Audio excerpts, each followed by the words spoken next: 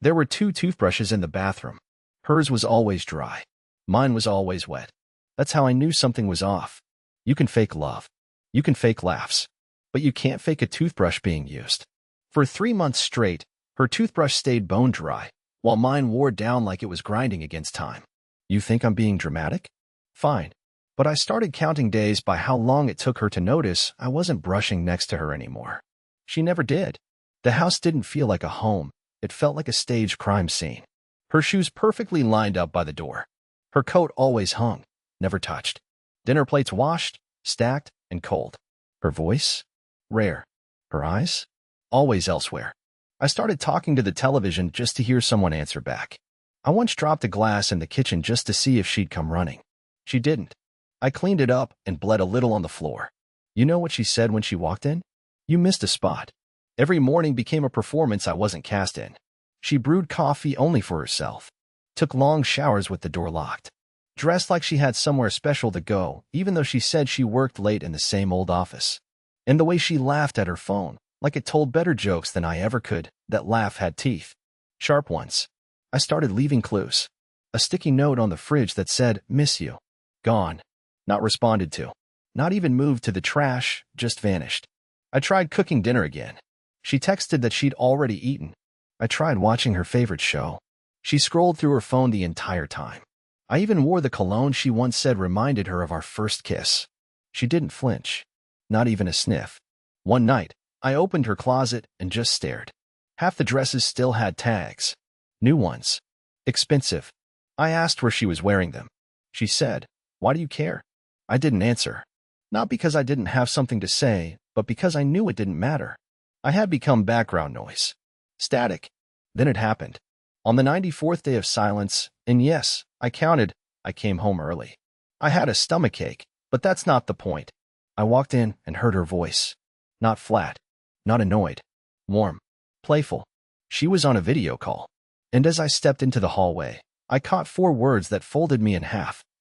"Don't worry, he's boring." She was in our bedroom. Door slightly open. Laptop on the bed. Wearing one of those new dresses. I didn't confront her. I didn't cry. I didn't scream.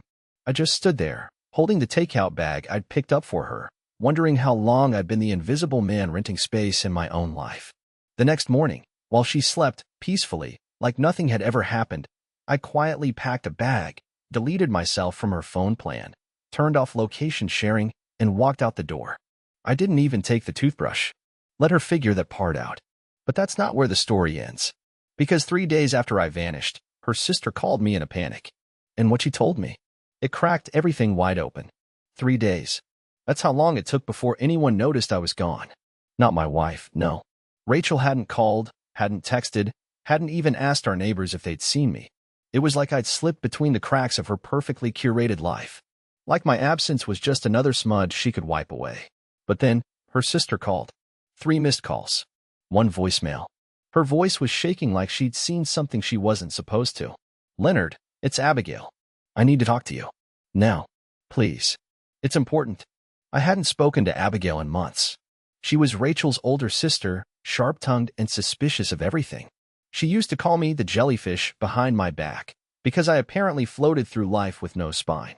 Rachel told me that once, like it was a joke. It wasn't. Still, Abigail reaching out? That meant something had cracked. I called her back. She didn't even say hello.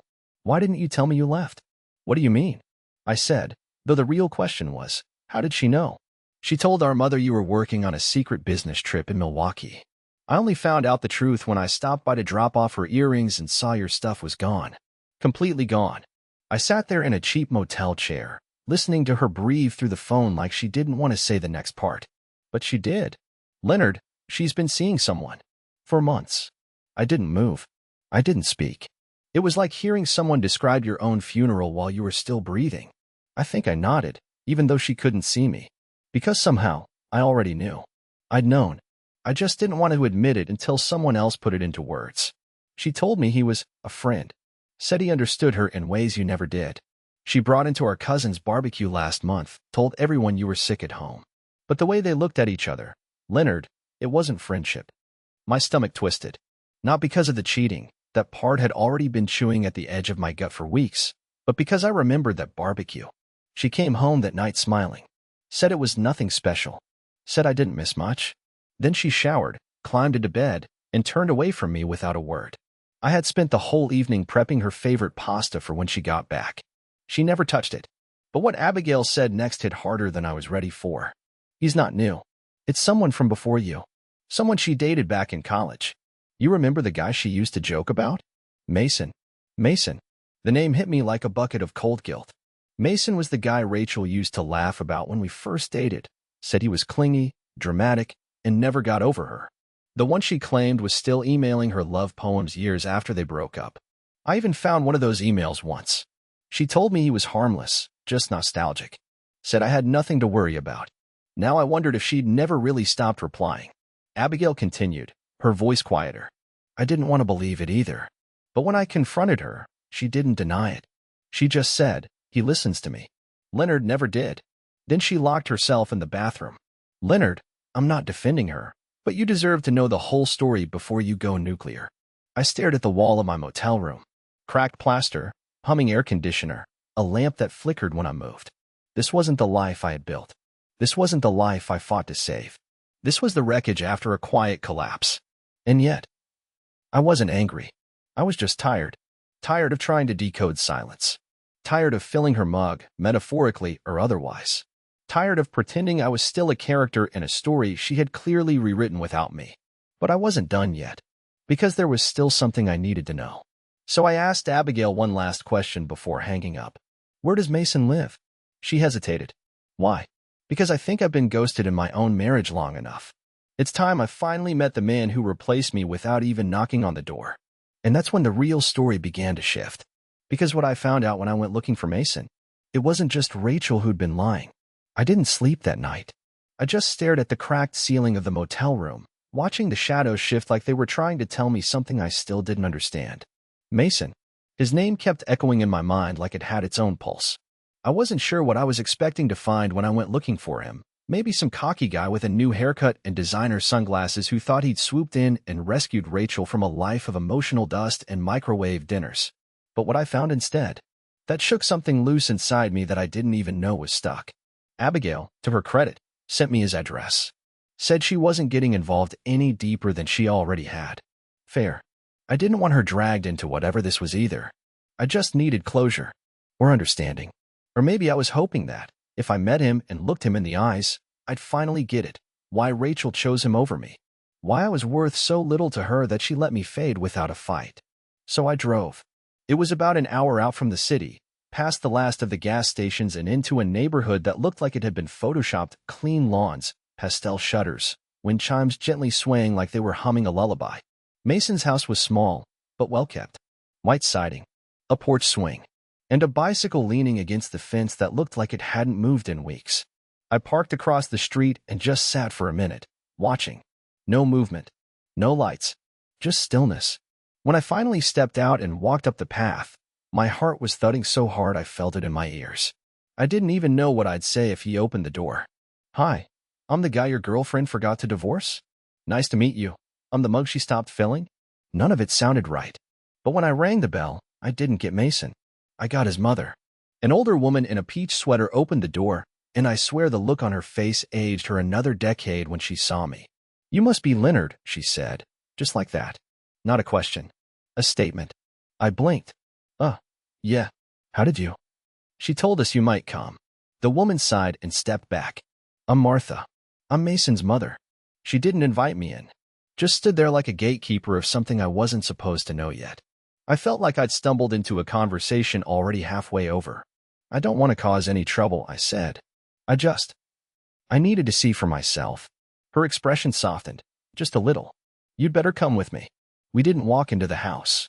She led me around the side, through the back gate, and into a small garden where windflowers bent in the breeze and a wooden bench sat under an old sycamore. I followed her in silence. Every step felt like I was walking into a secret someone had tried very hard to bury. He's not here, she said gently, sitting on the bench. Hasn't been for almost 7 months. I blinked. Wait, what? She nodded. Mason passed away. Heart condition. Sudden. He collapsed in a parking lot on his way to meet Rachel for dinner. She was already at the restaurant waiting. I don't know how long I stood there. Maybe a minute. Maybe 10. My brain just stopped functioning. She's been seeing a dead man? Martha gave me this long, pained look that said more than words ever could. She never really let go of him, Lennard. Not even back in college. I think part of her always believed he was the one who got away. And after his death, she started visiting. At first just to talk. Then she started bringing flowers. Then gifts. Books he liked. She even brought a birthday card last month. My stomach turned cold. So she's been. What? Pretending they were still together? Martha nodded. I'm not a therapist. But what I see is a woman who didn't grieve properly. Maybe she used you to try and forget him. Maybe when the memory of him came back, everything else around her just dimmed. Including you. I sat down on the edge of the garden stones, the scent of lavender thick in the air. I wanted to feel angry, betrayed, mocked. But all I felt was lost. I had spent months thinking I'd been erased by someone real, someone who had taken my place. But no one had. I was replaced by a ghost. She told people we were separated, I said quietly, that I was gone, that she had moved on. She didn't move on, Martha said, her voice tight. She moved backward, into memories. She doesn't live in the present anymore. Not with you, not even with herself. I didn't know what to do with that. How do you compete with a dead man? How do you recover from knowing your marriage ended not with a betrayal, but with a delusion? I left quietly, thanked Martha, drove back to my motel in silence, the trees along the highway blurring into one long green smear. I had come looking for a villain. What I found was a woman who had vanished long before I ever packed my bag. But the story still wasn't over. Because 2 nights later, I got a knock on the door of my motel room. And standing there, hair a mess, eyes bloodshot, was Rachel. And what she said to me, that was the moment everything exploded. I didn't hear her knock at first. I thought it was just the wind rattling the flimsy door of the motel, or maybe someone delivering food to the wrong room. It was nearly midnight. I was lying fully clothed on top of the covers, staring at the ceiling again, still haunted by the conversation I'd had with Mason's mother. My mind had been churning like wet laundry, trying to squeeze the water out of everything I thought I understood. Then the knocking came again. Sharper. 3 times. Not frantic, but insistent. Whoever was out there wasn't going to leave. I opened the door. And there she was. Rachel. Hair thrown up in a messy bun like she'd been driving for hours. Makeup smudged beneath her eyes. And her jacket hanging off one shoulder like she'd put it on in a rush. She looked at me like I was a dream she hadn't expected to see standing in front of her. Or maybe a nightmare. I honestly couldn't tell. Lennard, she said. Her voice was rough. Not soft. Not tearful. Just dry. Worn out. Can I come in? I didn't move. Please. I stepped aside. She walked in slowly, like the room might collapse under her weight. She didn't sit. Just stood there, hugging herself like she was cold. I didn't offer her the chair. I didn't speak. I just waited for her to say whatever she had come here to say. How long have you known? She asked. Long enough, I replied. I didn't mean for it to get like this, she said, her voice cracking a little. I didn't expect to see you here. Abigail told me you were gone, but I don't know what I thought. Then when you disappeared, I panicked. You panicked, I repeated, folding my arms. Not when you ignored me for 3 months. Not when you called someone else the only one who understands you. You panicked when I vanished. She flinched. That's not fair. Oh, it's incredibly fair. Her mouth opened, but nothing came out. Instead, she sat on the edge of the bed and rubbed her forehead like she had a headache buried behind her eyes. I almost offered her water. Almost, before I remembered I didn't know her comfort anymore. He died, she said after a moment, barely above a whisper. Mason, he just died. One moment he was texting me a stupid meme about lasagna, and the next I was getting a call from a stranger telling me they found him collapsed next to his car. His phone was still unlocked. She looked up at me like that detail was supposed to mean something. I didn't respond. I never got closure, she continued. We never ended properly. He wasn't supposed to be gone. And then there you were, stable, kind, predictable. You were everything he wasn't. So I married you. I tried to be in it, Lennard. I swear I did. I let out a breath that had been sitting in my chest since she walked in. So I was the backup plan. No. You were living with me, sleeping next to me, building a life with me, while mourning someone else you never stopped loving. Her eyes filled, but no tears fell. I didn't know how to let go of them. Then you shouldn't have dragged me in, I said, voice harder than I expected it to be. I would have been okay being single. I would have been okay being the guy you dated and moved on from. But what I wasn't okay with was being the guy who got hollowed out so you could pretend to be normal. I never meant to hurt you. You didn't hurt me, Rachel. You erased me. That silenced her. She looked around the room like she was seeing it for the first time, the cheap wallpaper, the flickering light, the half-unpacked bag in the corner. And then her gaze landed on the receipt from the gas station, the one I'd left on the nightstand without thinking. She picked it up like it was evidence in a trial. You went to see his mother? I didn't answer. She told you everything? She told me the truth, which is more than you ever did. Rachel stood up. Her hands were shaking, just a little. I didn't come here to argue, Lennard. I came because I wanted to say something, and I need you to hear it. I waited. I was wrong. About everything. About Mason. About us. About how much I thought I could compartmentalize my grief and still be a good wife. I know it's late, and I know I don't deserve it, but I'm asking you for something anyway. I narrowed my eyes. And what's that? She swallowed. Hard. I want you to come home. The silence that followed felt like it lasted an hour. Then I laughed. Not because it was funny. Not because I was healed or above it all. But because the audacity of that sentence, the sheer gall of it, was unbelievable. This woman had emotionally disappeared for months, rebuilt her world around a memory, and now wanted me to return like none of it had happened. But before I could answer, she added something I didn't expect. And if you say no, I need to show you something first. Something I found after you left. I should have told her to go. I should have said there was nothing left to say. But the look in her eyes wasn't manipulative this time. It was something closer to fear. And that was the first time I realized. Maybe I didn't know everything after all. I didn't want to go with her. Every part of me screamed not to. My mind was still spinning from what she said, from everything I'd learned the past few days. Rachel, standing in my motel room asking me to come home after months of emotional abandonment, after confessing to pouring herself into memories of a man she lost years ago. It should have been easy to say no. To tell her to take her half-hearted regrets and drive away. But that look in her eyes, confused, haunted, not just guilty but unsettled, made me pause. She said she had something to show me. Something she found after I left. I didn't trust her. But I needed to know. We drove in silence. Her old blue sedan still smelled faintly like the vanilla air freshener I used to complain about. Her hand stayed fixed on the wheel, knuckles white, eyes locked on the road ahead. Every now and then, she opened her mouth like she might say something. She didn't. About 15 minutes outside of town, we turned off the main road. I hadn't been down that way in years. Not since we'd first moved into our house and explored the nearby woods one autumn afternoon, when things were still simple and Rachel used to reach for my hand without thinking. Back then she'd giggle when I tripped on tree roots. Now she didn't even glance at me. Eventually we pulled into a small gravel lot beside an overgrown path. No houses nearby. Just trees and the faint sound of wind moving through dry leaves. Rachel parked but didn't get out right away. Instead, she reached into the glove compartment and pulled out a thick yellow envelope. The kind you use for documents or things you don't want to bend. She placed it on my lap like it was fragile.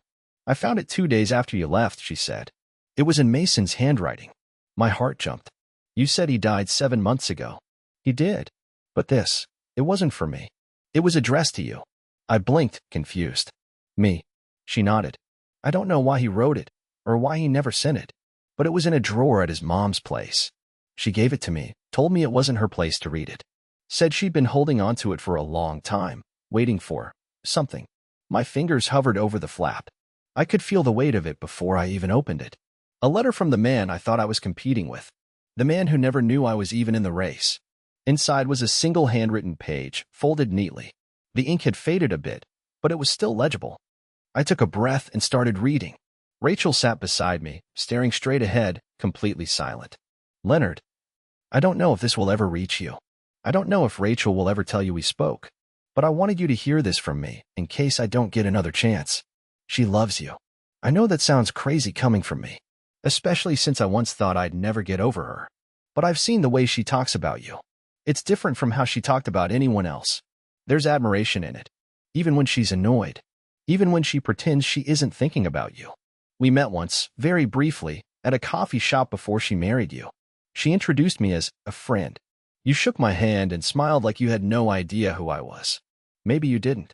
That smile, it messed me up more than I wanted to admit. Because it wasn't fake. It was warm. Secure. I realized I'd lost her then, and I was okay with it. But I need you to understand something. Rachel isn't good at processing loss. She doesn't know how to hold grief without making it someone else's problem. If she ever starts acting distant, cold, or withdrawn, it's not about you. It's about everything she hasn't faced. Don't take it personally, but don't let her pull you under either. You deserve more than being her lighthouse. You deserve someone who rose to shore to meet you. If you're reading this, I hope you're still with her. And if not, I hope you remember that loving her was never a mistake. Mason. I read it twice, maybe 3 times. My hands trembled more with each pass. Rachel still didn't speak. When I finally looked at her, her eyes were red. But she hadn't cried. She looked hollow, like the weight of what she tried to hide had finally caught up with her and flattened everything in its path. So, I whispered, voice barely there. He knew about me. She nodded. I didn't tell you because I thought it would make things worse. I thought, if you knew he reached out to you directly, it would reopen everything. I stared out the windshield at the dark tree line, heart pounding in my ears. Mason had seen me clearly, more clearly than Rachel ever had. He saw that I wasn't weak. I was just waiting for someone to meet me halfway. And now I had to ask myself the one question I'd been avoiding this entire time. If he had seen my worth, why didn't she? Rachel reached into the envelope again. There's one more thing. A photograph. I took it from her hand slowly. It was of me and Rachel, taken the year we got married. I was holding her in front of the old bridge near the lake, her head on my shoulder, both of us laughing. I didn't even remember it being taken. But the handwriting on the back stopped my breath cold. If she forgets, remind her. She was happy once. I didn't say a word. I didn't need to. Because the next morning, I was going back to the house one last time. Not for her. For myself. To end it on my terms. By the time morning crept in through the motel curtains, I had already been up for hours. Sleep wasn't really possible after what I'd read the night before. That letter from Mason had carved something open in me, something I'd been too afraid to acknowledge before. He'd seen me. Seen right through all the quiet, the passiveness, the patience I'd carried like a badge of honor. And instead of mocking it, he respected it. Maybe even envied it. That was a strange kind of pain, being validated by the very man I thought had replaced me. I didn't tell Rachel I was going back to the house. She'd left the motel room around 2 a.m., saying she had work in the morning, like we weren't unraveling 12 years of marriage from opposite ends. I didn't stop her. I needed space to think. Space without her standing in it. I pulled into our driveway just after 7 a.m. It was quiet. Still. The kind of silence that didn't feel peaceful. It felt like something had been emptied out and never filled back in. The porch lights were still on, which meant she hadn't left for work yet. But I didn't knock. I still had a key, and I used it without hesitation. The air inside felt stale, like the walls had been holding their breath since I left. Nothing had changed. Not a single picture was moved. The throw blanket I used to keep on the couch was still sloppily folded, just the way I always left it. And yet, everything felt different. Not because of what was missing, but because of what was now known. This house was a museum of a marriage that had already ended. We just hadn't signed the papers. I walked through each room slowly, taking it all in. Our bedroom was exactly the same, the bed neatly made on her side, my side still left untucked like a crime scene. On the nightstand, the same lotion bottle I used to tease her about. Same alarm clock blinking 6:42. My dresser drawer was still closed, but I didn't need to open it to know half of it was empty. I'd already taken what I needed. The rest could stay. But it was the bathroom that stopped me. On the sink sat 2 toothbrushes, both dry. I stood there, staring at them for longer than I should have. Once, my toothbrush was always damp, the bristles curled from overuse, because I'd brushed my teeth like it was a chore to prove I still existed. Hers had sat dry for weeks, untouched, abandoned. But now, both were stiff, clean, and used. We weren't brushing our teeth here anymore. We weren't living here anymore. And yet, the weight of what had happened in these rooms pressed against my chest like the house itself was trying to apologize. It couldn't, of course. These walls had watched me unravel and said nothing. They had witnessed her disappear in plain sight and remained still. I didn't hate the house. I just didn't belong in it anymore. As I stepped back into the hallway, I noticed something I hadn't seen before. There was an envelope on the kitchen counter. My name written on the front. Different handwriting this time, Rachel's. I hesitated for a moment, then picked it up and opened it. Inside was a letter. Short. Just a few lines. Lennard. I'm sorry, I didn't know how to grieve. I'm sorry, I couldn't see what was right in front of me. You deserved more than I gave. If you choose to leave for good, I won't chase you. But if you ever come back, I will be better. I will choose you with both eyes open. Rachel. I placed the letter down beside the coffee maker. That machine had brewed hundreds of mornings for us. Now it just stared back at me like a relic. I didn't feel anger, not anymore. Just a numb, aching clarity. Rachel had loved me once. That much I believed. But love without presence, without effort, without fight, wasn't love I could live inside anymore.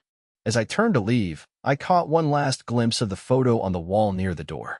The one of us at the state fair, back when we couldn't stop smiling at each other.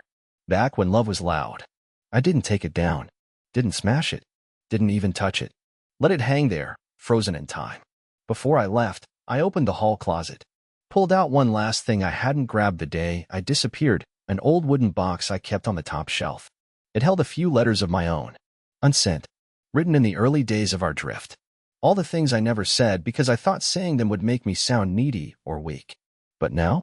Now I knew silence had cost me more than any vulnerability ever could. I took the box with me and closed the door behind me.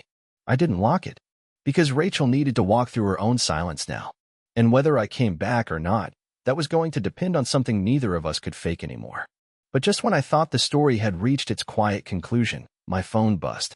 A number I didn't recognize. A voice I hadn't heard in years. And what she said, it rewrote everything again. At first, I thought it was a scam call. You know, one of those robotic voices telling you your car warranty expired or pretending to be the IRS. But this wasn't that. This was a human voice. A woman's voice. Soft. Familiar. Lennard. I stood in the parking lot beside my car, keys in hand, about to head somewhere. I didn't even know where. After everything, I just needed to breathe in a place that didn't smell like old air fresheners and forgotten promises. The screen showed an out-of-state number. I hesitated. Lennard, are you there? It's Eliza. I froze. Eliza. That name hadn't crossed my mind in years. Not because she was unimportant, but because thinking about her hurt more than I'd ever admitted. We were together long before Rachel. My first almost everything. The girl I thought I might marry until one day she packed up and left town with no explanation, no closure. Just a text that said, I'm sorry, I can't. And now, out of nowhere, she was calling? I wasn't sure this number still worked, she said quickly, like she was afraid I'd hang up before she got to the point. Abigail gave it to me. I ran into her by accident. I didn't plan any of this, I swear. Eliza, I finally managed. What is this? Why are you calling me? There was a pause, then the sound of her breath catching. Because I made a mistake. Years ago. And I've been watching from a distance ever since, hoping you were okay. Hoping you got the life you deserved. I leaned against the hood of my car, trying to make sense of it. You left without a word. You just disappeared. You don't get to come back now and say you've been watching. I know, she said. And I'm not asking for anything. I heard what happened with Rachel. Abigail didn't tell me everything, but enough. And I thought maybe, just maybe, you needed to know the truth about what I did. And why. I rubbed my eyes. This was too much. First the truth about Rachel, then Mason's letter, then Rachel's own confession, and now Eliza resurfacing like a ghost with unfinished business. I left because of Mason, she said, quietly. I blinked. What? He threatened me. My mind went blank. He told me if I didn't disappear, he'd ruin you. He was obsessed with Rachel back then, even when they weren't together. I thought he was just bluffing until he showed me messages you'd sent her, things you didn't know I'd ever seen. He made it look like you were leading her on behind my back. Like you were two-timing both of us. And I believed him. I staggered back a step like someone had hit me. He said if I left quietly, he'd keep your name clean. That he'd back off. I thought I was protecting you, Lennard. But I was stupid. I let him manipulate me. And then I ran. I never thought he'd keep pursuing her for years after that. I couldn't respond. Couldn't even breathe right. Mason had been in my life far longer than I ever realized. Manipulating things from the shadows. Twisting people. Ruining relationships. And now he was dead, and still causing chaos from beyond the grave. I'm sorry, she whispered. I thought you should know. Maybe it doesn't change anything, but maybe it helps explain why so much fell apart around you. It did. In a horrible, disorienting way, it did. I hung up the call without saying goodbye. Not because I was angry, but because my thoughts were spiraling too fast to put into words. I got into the car, stared at the steering wheel, and realized I had no idea who I was mad at anymore. Mason? Rachel? Eliza? Myself? Everything had been twisted by secrets. Everyone had made decisions based on lies. And in the end, I was the one who got hollowed out by the fallout. All I ever wanted was a quiet life with someone who chose me every day. But what I got was a story written in the margins, smudged with everyone else's handwriting. I sat there for an hour, just breathing, trying not to disappear again. And then I made a choice. I wasn't going to run anymore.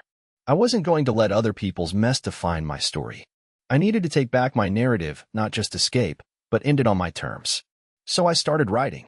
Not to Rachel, not to Eliza, not even to Mason's ghost. I started writing to myself. And what I wrote became the only thing that finally set me free. I didn't rush it.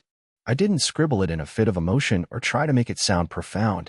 I just sat there in that empty motel room, the same one where I'd first disappeared from the world, and wrote the most honest thing I had ever written. For once, it wasn't a message to Rachel begging her to see me. It wasn't a list of apologies or explanations. And it sure as hell wasn't for Mason or Eliza or anyone else who had taken up space in my story without permission. It was a letter to the version of me who had spent years settling for silence. Lennard, you tried. You tried longer than you should have, loved harder than you got in return, and stayed quieter than was fair to your own heart. That doesn't make you weak. That makes you someone who held on when letting go would have been easier. But now it's time. Time to stop measuring your worth by who chooses to stay. Time to stop being the background character in your own life. You've spent too long waiting to be noticed. Start choosing yourself. Loudly. You don't need someone to fill the silence anymore. You just need to remember that your voice matters. Start there. I folded it and put it in the wooden box with all the unsent letters I'd written during those dark nights, the ones filled with "please notice me" and "why don't you care anymore." They didn't sting like they used to. They were reminders of how far I'd come. I wasn't erasing the past. I was just choosing not to live there anymore. I left the motel 2 days later.